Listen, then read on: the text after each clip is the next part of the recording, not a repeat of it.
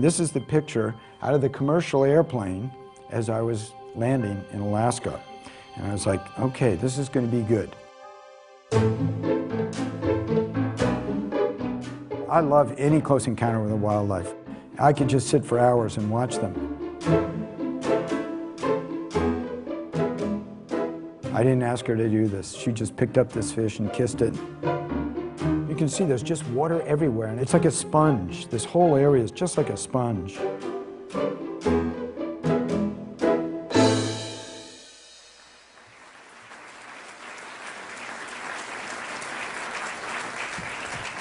So, nobody wake me up. I'm dreaming. I'm here at the headquarters of National Geographic. I've just been introduced by the director of photography. And I'm speaking in a program called Masters of Photography. Clearly, I'm dreaming. So I thought about that, and it was like, I looked up masters in the dictionary, and it said, you know, a person who has dominance or control over something. He is a master of. Well, I thought about that, and I was like, you know what? I'm not the master. Photography is my master, and it's really sweet master to have. So, with that introduction, I'm going to take you on a journey to Alaska. I got a call one day, and they said, well, okay, where would you like to go and do 2 books on some part of the country? A guidebook and a beautiful book. I said, okay, how about Alaska? And they said, okay, and they made up a list, which we'll get to in a second. But my first assignment, actually, in Alaska was for a magazine called Geo. In America, you know, Geo's known in Europe, and they started up here in America. And so they called up one day and said, would you like to go to Alaska? We have 2 assignments for you. So, okay, sure, what are they? Well, one is to go to the Ruth Glacier, camp out on this glacier, and climb up every day and ski down. And so that's what we did. We went out and we lived on this glacier for about 10 days and hiked around, roped up. I mean, it's just an amazing place. I still like to ski, although I'm not sure I could do it. And the other assignment, when I was done with the glacier, was go to Prince William Sound and go sailing. Not bad. Not a bad introduction to Alaska. So then the books division called. Where would you like to go? All right, make up a list. Okay, well, that's pretty simple. Let's see. I'd like to go here, here, here, here, here, everywhere where it's green, right? I looked up all the national parks and made a list. And they said, fine, go for it. I made a calendar. Every day I was going to be in someplace different. And when I got to Alaska, the writer, who was a good friend of mine, she looked at my calendar and she laughed at me. She goes, this is Alaska. You can't plan anything here because the weather is in control. So I said, all right, well, I'll do the best I can. And so I flew on this assignment. I was doing another assignment in Hawaii. And from Hawaii, I flew to Alaska. And this is the picture out of the commercial airplane as I was landing in Alaska. And I was like, okay, this is going to be good. 3.5 months on someone else's nickel in Alaska. Well, reality set in. It rains all the time in certain parts of Alaska. And this is southeast. Down in Misty Fjords, it rains so much, you know, everything is moss covered. And then I got dropped off by a pilot, and I camped out there. And there was a little boat there, and the pilot also dropped off a little motor for me, which I thought was kind of sacrilege, because I was out, it was dead silent. It was just so beautiful. So I was rowing around Punchbowl Lake, and I had come to this spot in the middle of, you know, the afternoon. I said, well, this would be a good place to shoot. And then I rowed back to the lean-to, because it was kind of overcast all day. And then at the end of the day, I said, oh my goodness, the sun's going to drop underneath the clouds. I got to get back to that spot. Well, good thing I had the motor. Got it going, forget about the silence and the, you know, the romance, and had to get to this spot in time for this shot, which was good. I got it and they ran it. Inside Passage, most people when you go to Alaska, you know, you do the Inside Passage and then you go up to Denali, and hopefully you can see Denali. But the Inside Passage is just spectacular. That's where all the whales are. And I was there with my daughter, and we were there, we were hanging out with some Steller sea lions, and we saw this humpback that was breaching. And so I got this shot, I wanted to include the landscape. And then we motored over there, and knowing a little bit about whales, I know that they're not going to go down for, 10 minutes, maybe. So we went over, we turned the motor off, and we waited. We waited. And I had put a prime lens on, an 85 millimeter lens, and I was kind of hoping it would come up there. So we were waiting, and my daughter turned to me and she goes, "Daddy, where's the breacher?" I mean, the whale must have been listening. Right as she finished her sentence, it came out right there in front of us. It was pretty spectacular. Yeah, you're not supposed to get within a quarter mile of a glacier for obvious reasons, because when they calve off, the entire wall can come down, and it can get a little messy. And this guy was pretty excited, needless to say. That whole wall came down. This is the Hubbard Glacier. It's the fastest moving glacier in North America. And I camped out just across from it, and all night long you could just hear it. And so I was lucky that the light was just on it perfectly when it calved. And this is Bear Glacier. This is the largest of the 18 glaciers in Kenai Fjords from an airplane. Speaking of airplanes, I went into Wrangell St. Elias. There's a pilot there named Paul Smith, and he's Alaska's cowboy pilot, and Alaska has a lot of cowboy pilots. So I said, well, let's go do some aerials, and we're flying around. I said, it'd be really neat if I could get you, in the foreground. Oh, no problem, he goes. So he lands the planes, it's on skis.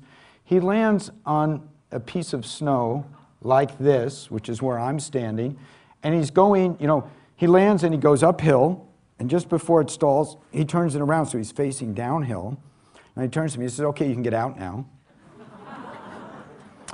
All right, but you got to promise to come back for me.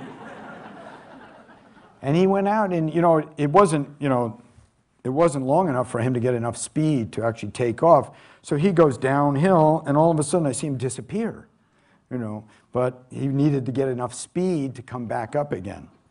And then he flew around, and he did come back and get me. Otherwise I wouldn't be here. This is the Root Glacier, and I met a couple of guides there, and they said, "Oh, we know a great place, to take pictures. I think they just wanted to climb here."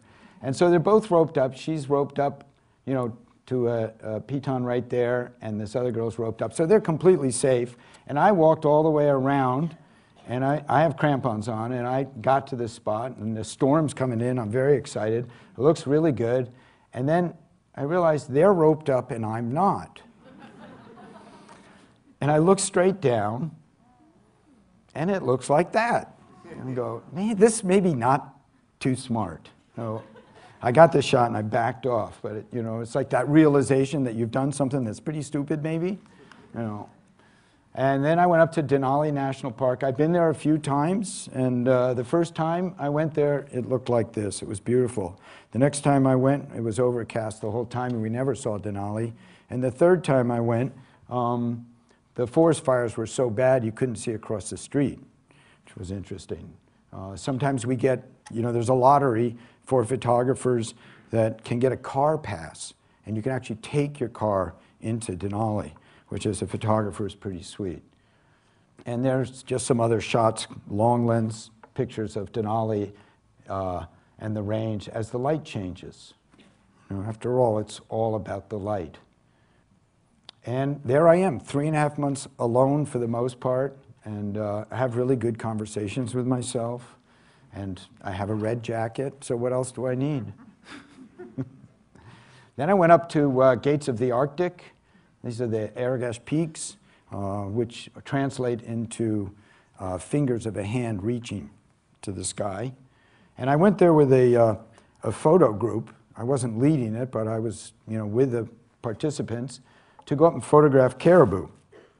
And we were up there. And when we landed, there was this hill and a range in the background, and I had kind of pre-visualized a caribou going up along the hill there, and we saw very few caribou. In this one obliged me 5 minutes before the plane landed to take us out after 4 or 5 days up there camping.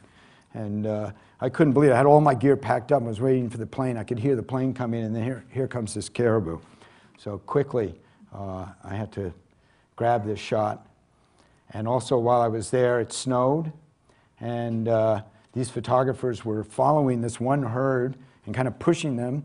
And so I ran ahead around this lake and got myself up on a hill so that when the caribou came by, I could get a shot. I slowed down the shutter speed to make it a little more interesting. And also another time, I hid behind a rock as the caribou were coming by. And I thought they would freak when they saw me, and this one was really close. And it just looked at me, and it just kept on grazing and moving slowly as they migrated. And it was funny because I was down here at Geographic. I was probably editing with Kurt, might have been Civil War or something. And whenever I'm here, I mean, Caribou Coffee is, you know, how many trips a day do I go to Caribou Coffee? And I was waiting there for my white chocolate mocha, waiting. And I'm looking at this poster of this caribou, and I'm going, wait a minute, that's my shot. Sure enough, it ran the next day in USA Today. And the check was really sweet. Coffee's on me next time you see me down here. And then I went up to Cape Krugerstein, got this shot. He just flew. I flew with one pilot up there. He was really good. He had a small plane, and he must have weighed 300 pounds. It was kind of interesting. And then he took me over to the Bering Land Bridge and dropped me off there for 2 nights. And you know, the thing about Alaska in the summertime is it never gets dark. The best light is usually between 11 at night and 3 in the morning. You know, so you have the option, either you sleep during the day or you don't sleep at all, because you don't want to miss the good light. And so this was probably shot about 2 in the morning as the moon's coming up. And then he picked me up and he took me to Kobuk Sand Dunes. They actually have sand dunes up in Alaska. And I spent the night there. And on the way to the sand dunes, now I'm a pilot, I used to have an airplane, so I feel pretty confident around planes. I'm looking over at this guy and he's like, he's falling asleep. So I nudge him, I say, you know, you can do that on the way back, but, you know, please stay awake while we're going here. So we landed, I spent the night there and got this shot. And I had never seen the Northern Lights before. And I was in Fairbanks. I said, all right, I'm just going to start driving up the Hall Road. This is towards the end of my trip. It's in September. And I'm going to start driving north, and I'm not stopping until I see the Northern Lights. And I passed this little stream here, and the Northern Lights hadn't started happening yet. And I stopped. I got out. I looked at it. I knew the Northern Lights kind of went northeast to northwest. And I said, well, if the Northern Lights happen, this would be the place to shoot them. So I zeroed out my odometer, got back in the car. Exactly 5 miles later, I looked up and the sky was just giving a show. Well, what do you do now? You don't know how long the Northern Lights are going to last, right? It could be 20 minutes, it could be all night. So I was so excited. I got out and I got some shots while I was there, but it wasn't really happening. So I got back in the car and drove back to this spot 5 miles away and got this shot. And they didn't last very long, the Northern Lights. They lasted about 20 minutes that night. But I was very happy. And that was the first time I saw them.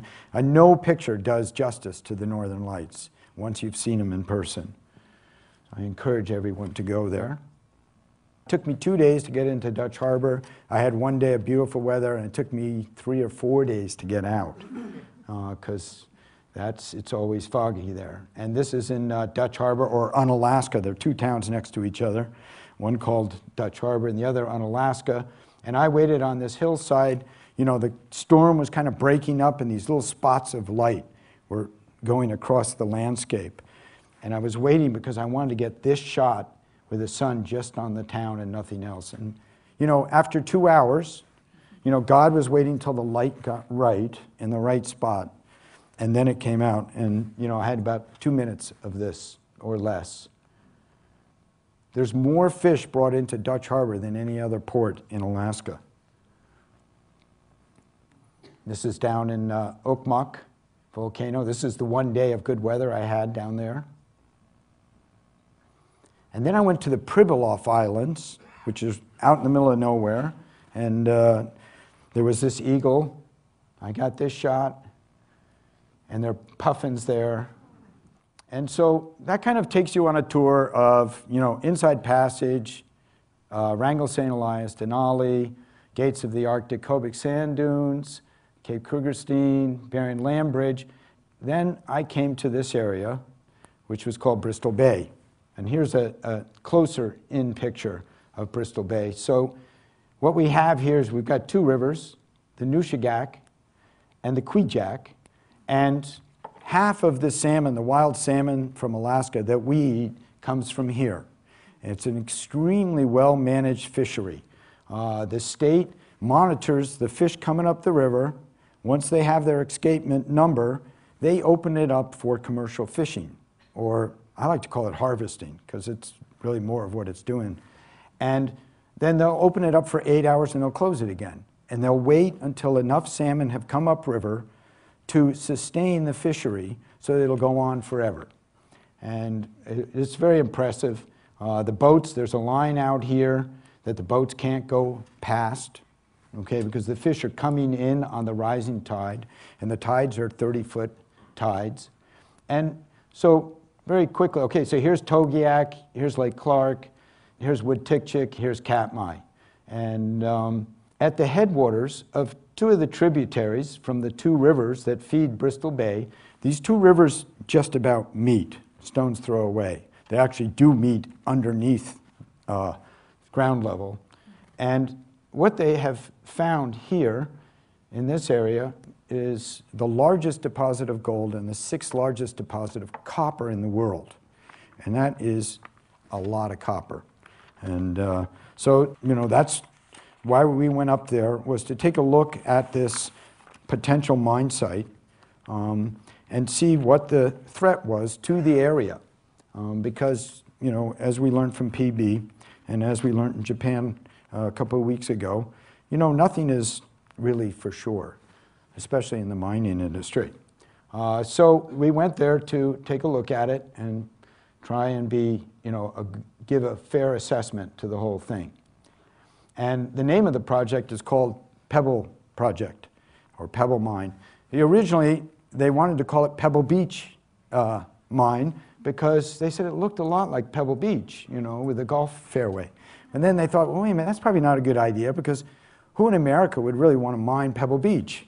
So they changed it to just the Pebble Project. So this is right up at one of those, the headwaters of one of those creeks, the Koktuli. And this is back in where the Nushagak meets Bristol Bay, okay? So the salmon, look at the 30-foot tides, okay, high tide it's up here, and at low tide it's way out. And the salmon come up here with each tide in July.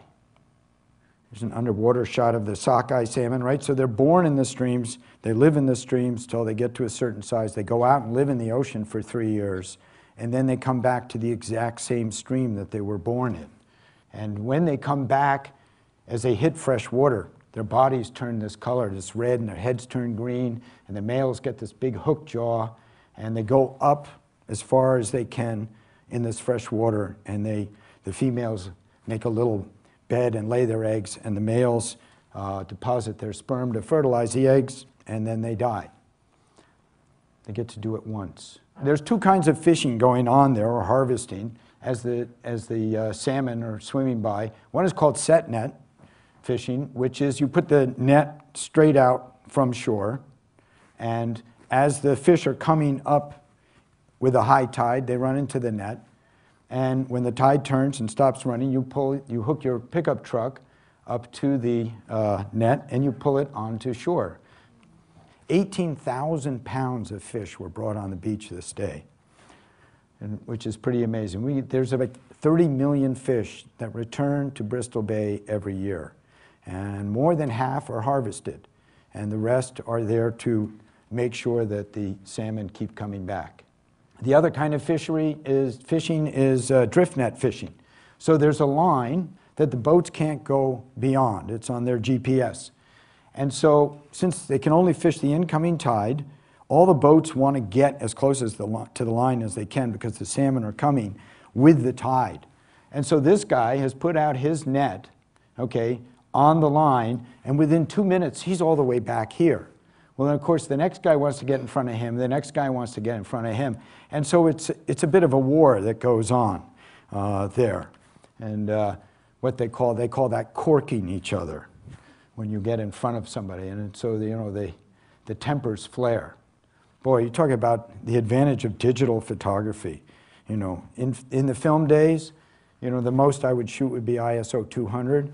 But nowadays, we can put our cameras at ISO 3200, be on a moving boat in almost total darkness as the full moon is setting, and get a shot of another boat and the moon while you're moving. I mean, it's pretty amazing, the technology. And so this is what, you know, the process is. They put the nets out, they have to turn the motor off, and they have to drift with the tide. And the salmon, as they come in, they just run into the net, and then they haul them up. That's why I call it harvesting instead of fishing. And the salmon are, you know, when they come in, they're bright silver. That's the salmon that we're eating. And as they go up the streams, they turn red. So I went out on a couple of boats. And unfortunately, you know, I had envisioned, you know, this great, you know, really rough seas and, you know, fish flying all over the place. Well, the 3 days I was out on the boat, it was like, you know, dead calm, the Caribbean. You know, there was nothing going on as far as character and weather going on. So I was a little frustrated, but we did all right. And it's amazing the amount of salmon coming up. They're so beautiful. And the water's crystal clear. And the natives also are putting the set net out.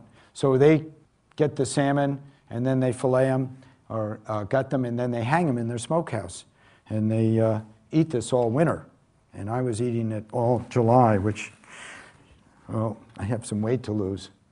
This is inside one of the smokehouses as well. Bobby Andrew, he's one of the leading natives who's kind of trying to stop the mine from happening.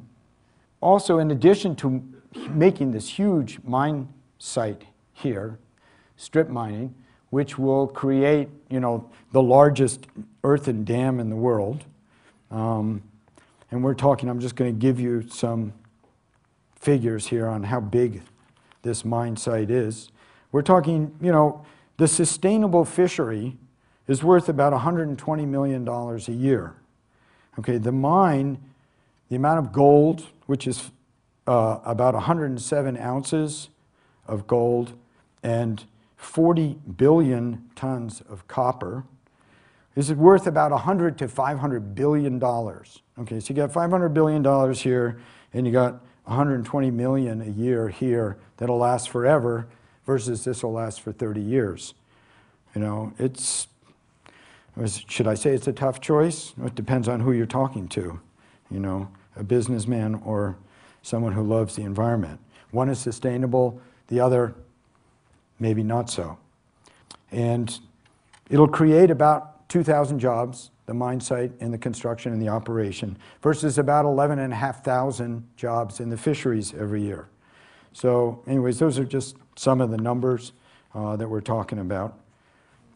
So I have this slide up because in addition to that, they're going to have to get the ore out, and they're going to build a road going to the Cook Inlet here so that they can have a harbor here to ship everything out and bring power in. And so, you know, the fear is not only what if there's an accident with the tailings dam or just leakage into the groundwater at the mine site, which could jeopardize the salmon fishery. By bringing in all this power and building roads, you know, you're just going to change the whole area forever. So this is now, I'm going to take you on a little aerial tour of the area. This is along the Cook Inlet. Okay, this is just north of where that Deepwater Harbor would be. Hallow Bay is like right down here. Okay, so this is a glacier coming down. And it has, you know, that's why the color of the water is like this, is because glaciers are just grinding the rock up as they move, glaciers being rivers of ice. And that is just silt from the rocks being ground up. This is flying back along that area in Katmai. And this is looking down on a braided river that's coming down from a glacier. And this is over at Lake Clark. Okay, so there are 3 rivers two of them going down into Bristol Bay, and the other, the Mulchatna, going into Lake Clark. This is just a typical sunrise at Lake Clark. I couldn't wake my pilot up this morning, so I thought I would just shoot from the ground. This is Iliamna volcano, part of Lake Clark National Park. And there's the Mulchatna, which is coming down from the mine site. And my pilot is a gentleman named Rick Halford, who donated his time because he recognizes that this is the wrong place for this mine. So he flew me for the cost of the fuel and the maintenance on the plane. And we were flying here. It was kind of an overcast day, and I'm like going, Rick, you know, I think we can go back. He goes, oh no, there's a little hole there. I think I can get into that little hole. And so we got this shot. I had a little problem with Rick because he was not only a pilot, but he was the art director in his own mind. And he had control of the airplane, you know, so I'd be like, Rick, let's go over here. He'd go, no, look at this shot over here. So this is down, we're getting close now to where the Nushagak runs into the Bristol Bay. This is back up the Noosh. You can see there's just water everywhere, and it's that way at the mine site. It's like a sponge. This whole area is just like a sponge. This is right near Dillingham. The salmon are coming up here. One day I must have seen 1,000 belugas here in this river. They were eating the salmon too, but I couldn't get a shot of it. We couldn't land on the water, even though we had floats, because, you know, you hate to hit a beluga. You know, just think of what it might do to the airplane. Just kidding. Okay, so this is the Nushagak, where it enters Bristol Bay. And this is down a little further. You can see the low tide. Also, right, we've now followed the Noosh down into Bristol Bay. And I'm going to take you back up to the mine site. You know, this whole area, this is where the ore body is. So all of this would be strip mined. And I don't have a problem. I use copper. We're probably using copper here tonight. I use copper in my computer. But if it jeopardizes, you know, the environment and a lifestyle, it's just the wrong place. That's my own personal opinion. This is just a core sample that they're digging there. They just want to see. What they have actually found is this huge ore body. They will strip mine it down to a point, like 2,000 feet, and then they will go underground. And what they have found is that the ore is actually richer underground and to the east. So, I mean, this is a huge deposit. This is the headwaters again of the Koktuli. There will be a tailings dam from here all the way across here, which would be equivalent of 740 feet high and 4.3 miles approximately long, okay? And to give you some scale, the Washington Monument is 550 feet, okay? And so this dam would be 700 feet high. That's just to hold back the toxic waste from this site. And also the mine people said that there weren't any salmon coming up to spawn in the headwaters of the Koktuli and the Upper Telerik. And we worked with the Nature Conservancy, who went up there, and Dr. Carol Ann Woody, who has been studying these streams. And it's true, the salmon are not coming up here to spawn, but their young are coming up to feed. And what these two gentlemen are doing is they're electroshocking. They're putting a little electric shock in the water, and the little fish float up. They collect them.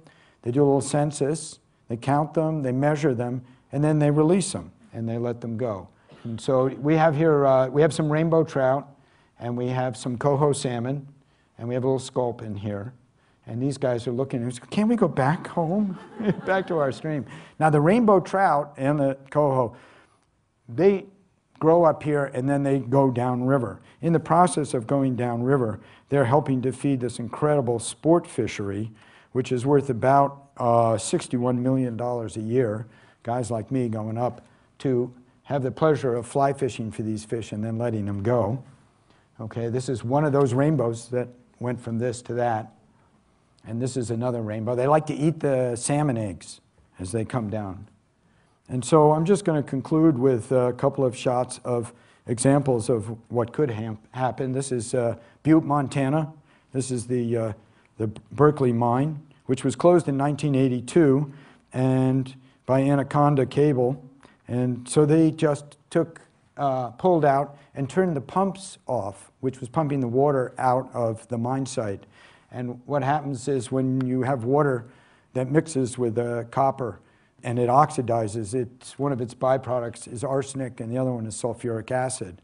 And so what the result of this is that they made the largest Superfund site in the United States by letting this little mixture brew. And they realized that by 2020 that this was going to fill up to the point that would go into the water table, and all of the water in this area would be polluted. And so what they did was they've started pumping it out to stay ahead of it, and they process it down here to clean it up. So, but don't ask me to move to Butte. As opposed to Bingham Mine, which is outside of Salt Lake City, which is the largest open pit in North America. And I usually, when I'm flying out of an airplane, I'll usually fly at 500 to 1,000 feet. And and shoot with a 100 or 24 to 105 lens. And in this particular case, I was 5,000 feet over the ground and with a 16 millimeter lens. So if you're interested, you can go to SaveBristolBay.org, which is a Trout Unlimited website. You can put in your name and your zip code and they'll take care of it and send a letter to your congressman for you. Or if you want to find out more about it, or if you want to find out the other side of it, you can go to pebbleproject.com. I just encourage you to learn a little more about what the options are and what the threat is to Alaska and the salmon that we eat. Thank you very much.